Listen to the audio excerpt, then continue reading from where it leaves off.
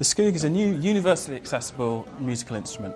It's designed for use by children or adults with special needs, or in fact for use by anyone. It's soft, it's easy to play, it's robust, and it can be customised to suit anyone's abilities.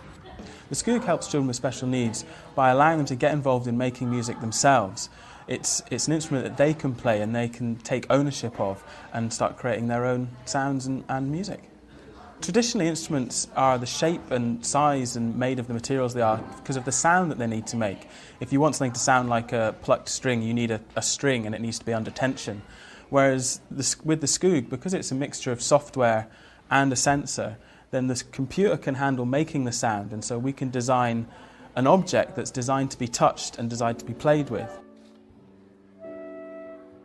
In developing the Skoog and actually working with kids in the schools and in the classroom, it's really helped us make the Skoog something that's usable by the children themselves.